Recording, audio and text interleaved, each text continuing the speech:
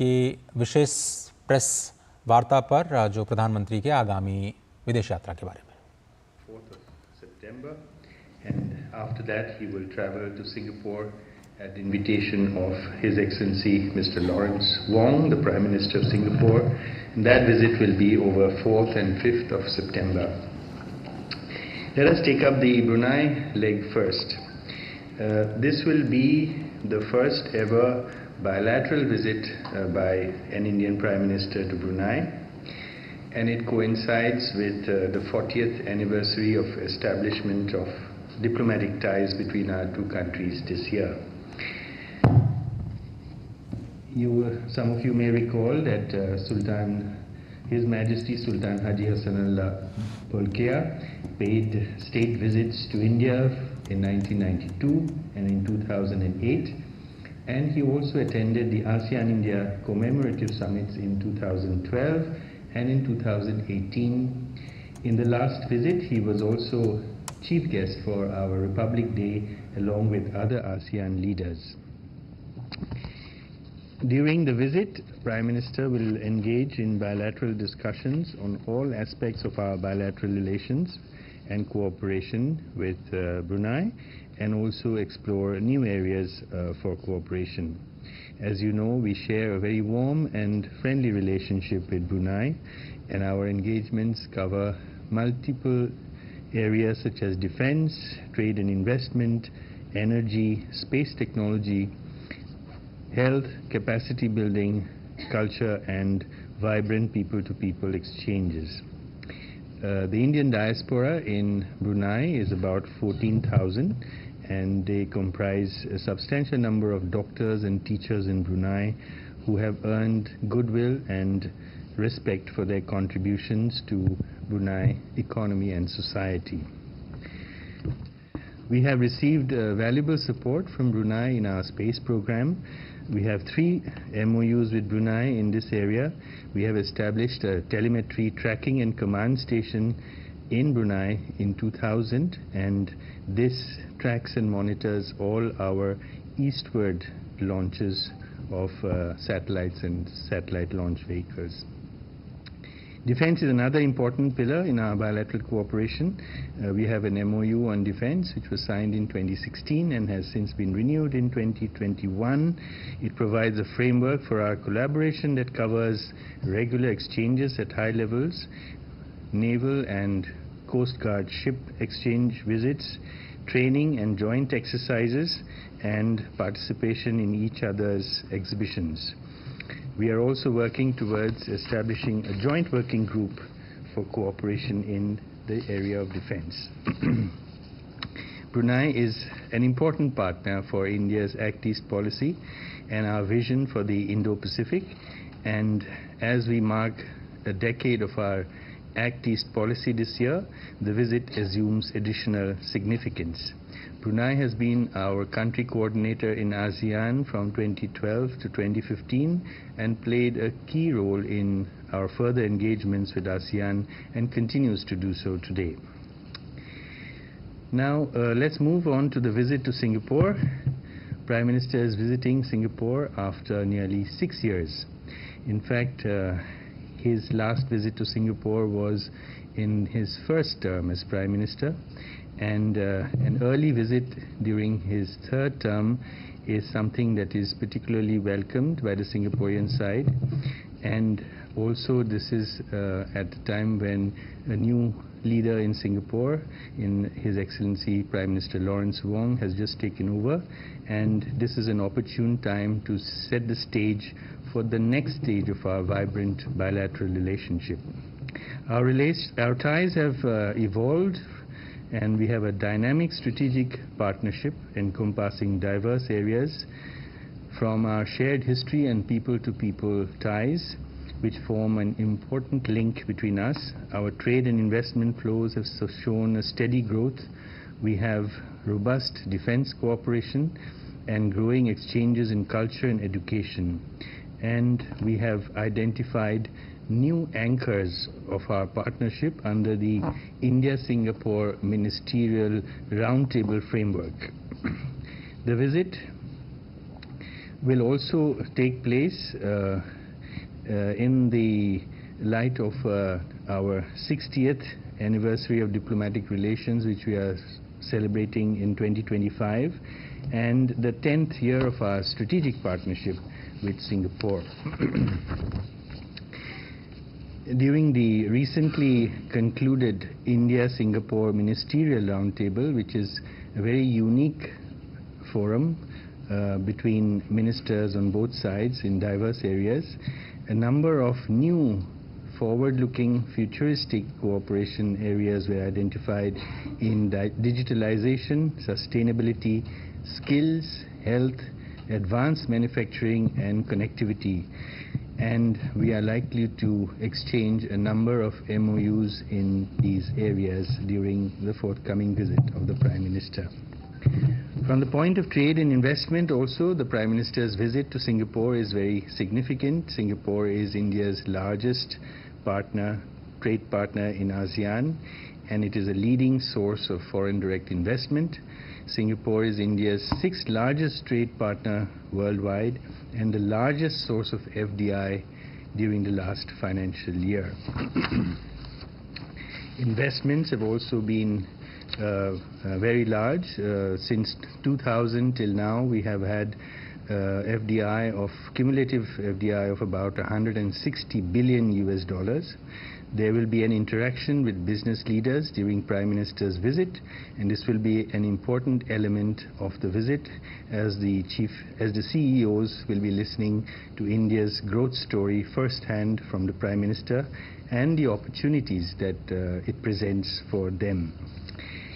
If you have any questions, I'd be happy to seek to respond to them. Thank you. From our left here, Rishabh. Secretary, good morning. This is Rishabh from Times Now.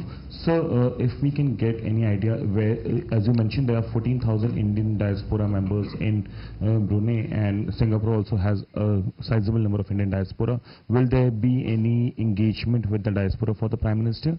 A, and B, are we expecting anything on semiconductors between India and Singapore, given that 10% of the semiconductor business comes from Singapore?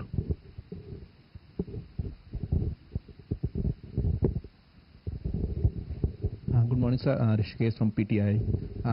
It is believed that there is a huge hydrocarbon reserve in Brunei. Brunei, especially, it's EEZ zone.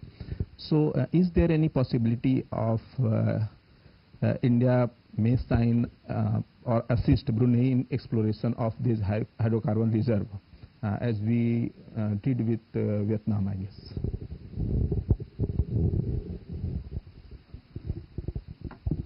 Hi, sir. Siddhant from Vion. So, how much will there be conversation on the situation in Myanmar with the leadership in both Brunei and in Singapore?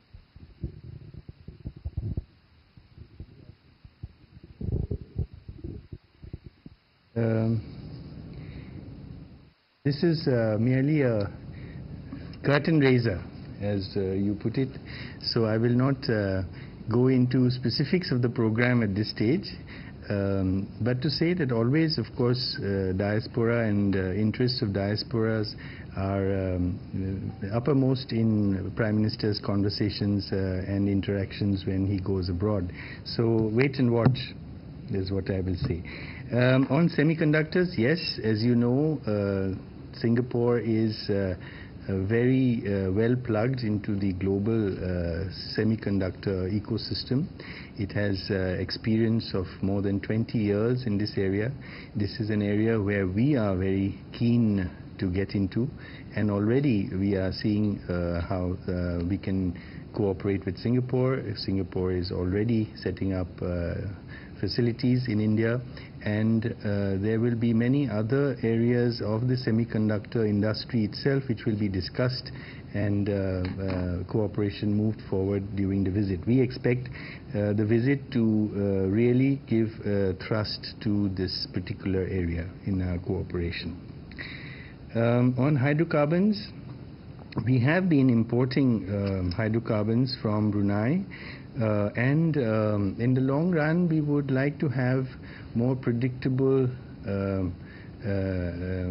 supplies, with longer term contracts from Brunei, especially in the area of gas, in which we see that India's demand for natural gas will increase many times in the near future. So that is an opportunity for the Brunei side to lock in long-term gas supply arrangements if they wish to do so. On Myanmar, of course, as a common member of ASEAN for both Singapore and Brunei, these discussions regarding the region will, of course, come up whenever there are bilateral visits. The situation in the neighborhood and neighbors always comes up. So I expect that it will also be discussed. So this is Ayush Shegwal from ANI. You mentioned about the space and defense cooperation with Brunei. So when Prime Minister visits there, can we expect any major outcome when it comes to these sectors? Good morning, this is Yeshi Seli from the New Indian Express. Can you please quantify the amount of hydrocarbons that we import from Brunei as of now, and also what was the FDI from Singapore to India in the last financial year? Sir, I'm Siddhant from CNN News 18. Sir, my question is regarding the space sector. As you mentioned that there are already 3 existing MOUs in space sector between India and Brunei. Are we looking at a possibility of some big ticket announcement as Prime Minister is visiting Brunei in the space sector? And what would be the focus area for India in the space sector in Brunei? Thank you. If you could elaborate a little bit. To take the space sector first, we have ongoing cooperation with Brunei, as I mentioned, in telemetry, tracking and command.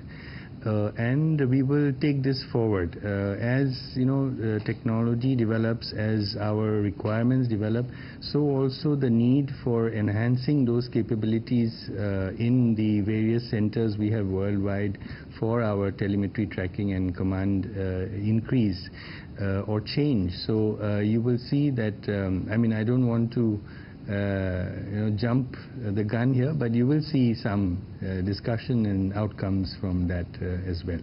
But wait and watch this space. On hydrocarbons, I would say that in our bilateral trade of about $250 million odd, about 60 to 70% is comprises of hydrocarbons, which is not a very large figure at the moment. But as I said, especially in the case of natural gas, the amount could increase significantly.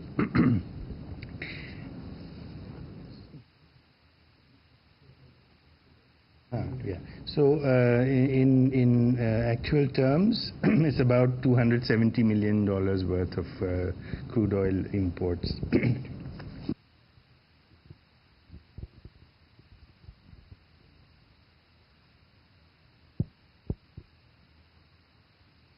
Regarding the figure of FDI from Singapore, we will give you the figure in a minute. But as I said, it is the largest in the whole world last year. I hope I've covered all the questions. On the defense side, we are still in discussion with Brunei on setting up a joint working group in the area of defense. So I don't have anything specific to report at this time.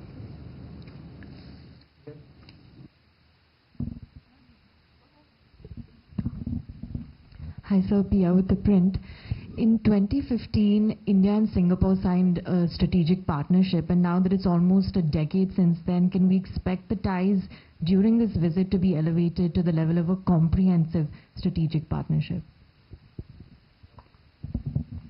Secretary, this is Sahasini Heather from The Hindu. I have 2 questions, if I may. One is on The 2005 SICA with Singapore and the 2009 FTA with ASEAN are both, we've been talking about reviewing them for a long while. Do you expect to see any movement on these? We know that the ASEAN-India talks in Indonesia in July kind of discussed cutting some of India's tariff concessions on things like mobiles into India and that kind of thing. But if you could give us a sense of where India and Singapore, who really lead the ASEAN talks as well, are on this review of the FTA.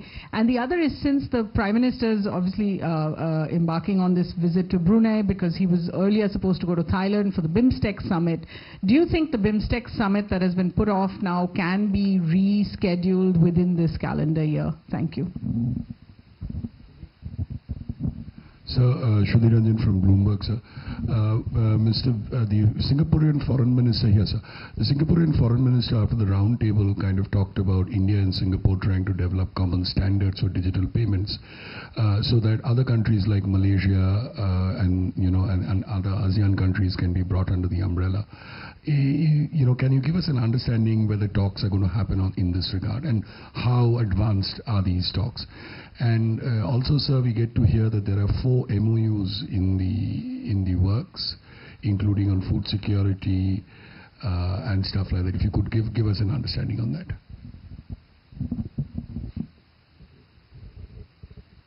So on the FTA, the ASEAN-India, we have a trade in goods agreement, and a review on that is underway. It has been underway for some time. We are very keen that we conclude that review by 2025. Singapore is our facilitator and coordinator for discussions on the economic aspects of our relations with ASEAN, and they play a very important role in that, and no doubt during the visit we will be impressing upon Singapore and also on Brunei on the need to move quickly on the ITIGA review process. As far as BIMSTEC is concerned, although this is not the subject for today's meeting, but we do expect the summit to be held whenever it is convenient for the hosts. On carbon standards, these are aspects which are discussed at a technical level, and although we do expect to have discussions on a broader cooperation in this area, but really the nitty-gritties of this will be tied up at the technical level. And on the MOUs, I will again ask you to watch this space, so you will not be disappointed.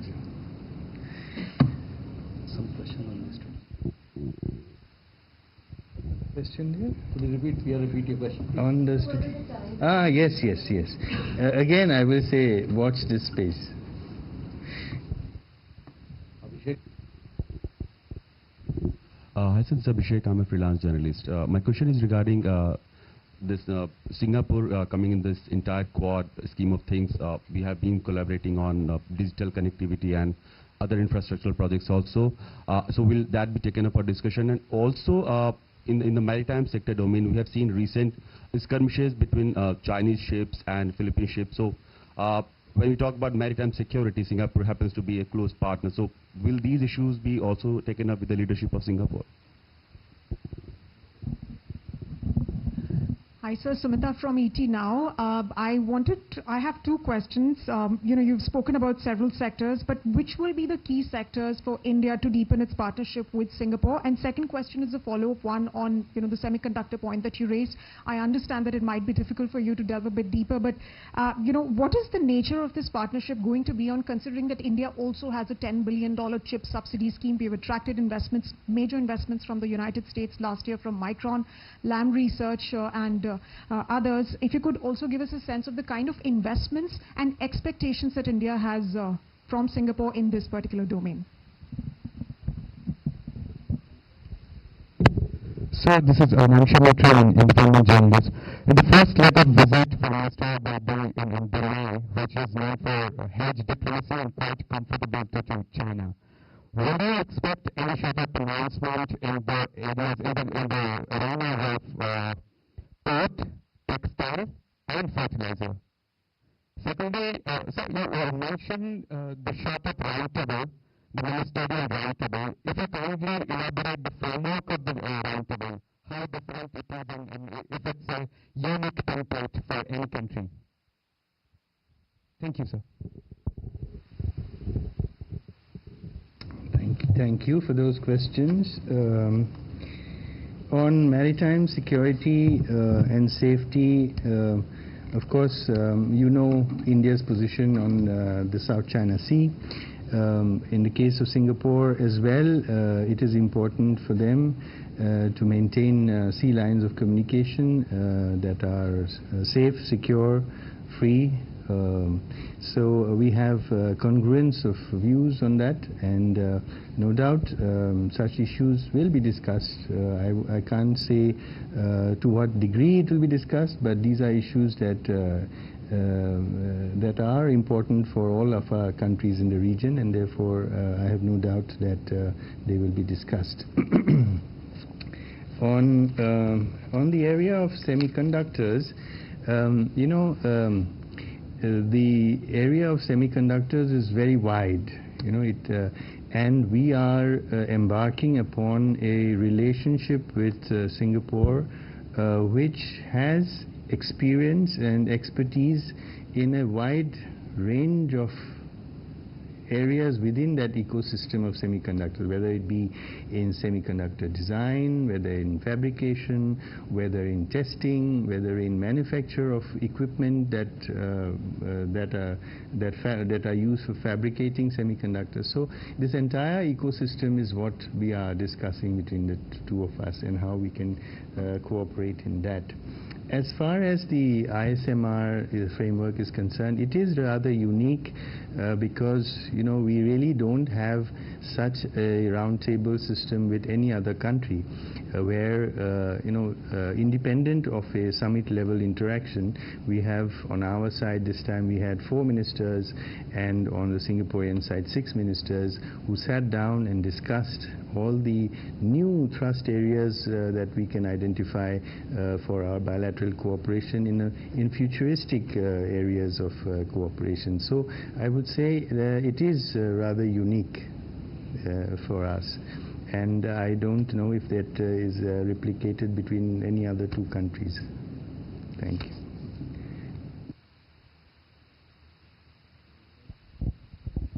Chandrakala this side from ETV Bharat. So just a quick question. How do you see India-Singapore relations going ahead, especially with the new regime in place, and as far as China's influence in the region is concerned? Thank you.